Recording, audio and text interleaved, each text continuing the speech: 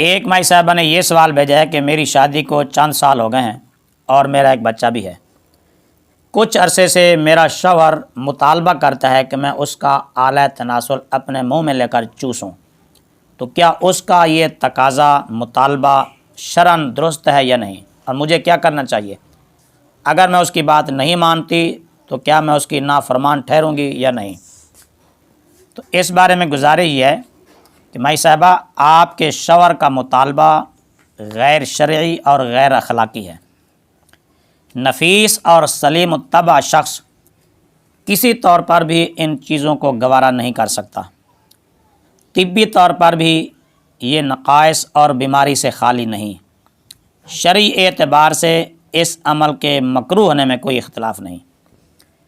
ہاں، اگر اس عمل سے مادہ منویہ منہ میں یا حلق میں چلا جائے تو پھر مکروہ تحریمی یعنی گناہ ہے۔ حتیٰ کہ علماء کرام تو بیت الخلاء میں بھی تھوکنے کو منع فرماتے ہیں۔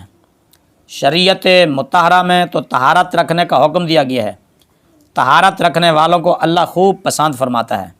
اللہ تعالیٰ کا فرمان ہے، ان اللہ یحب التوابین ویحب المتطہرین۔ بے شک اللہ تعالیٰ بہت توبہ کرنے والوں اور طہارت رکھنے والوں کو پسند فرماتا ہے۔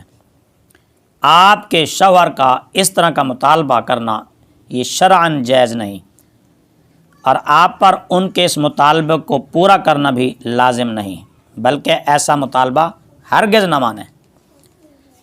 اگر شوہر بیوی سے کوئی غیر اخلاقی یا غیر شرعی مطالبہ کرے تو بیوی پر لازم ہوتا ہے کہ ایسے معاملات میں شوہر کی اطاعت نہ کرے، اس کا کہنا نہ مانے، کہ رسول کریم صلی اللہ علیہ وآلہ وسلم نے فرمایا، لا طاعت فی معصیت اللہ انما الطاعت فی المعروف۔ کسی ایسے امر میں جس میں اللہ تعالیٰ کی نافرمانی لازم آتی ہو، کسی مخلوق کی اطاعت نہیں کی جائے گی۔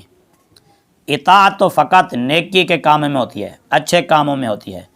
تو لہٰذا نہ تو شوہر کا مطالبہ درست ہے اور نہ ہی عورت اس کے مطالبے کو مانے، بلکہ اگر نہیں مانتی تو وہ نافرمان بھی نہیں ٹھہرے گی۔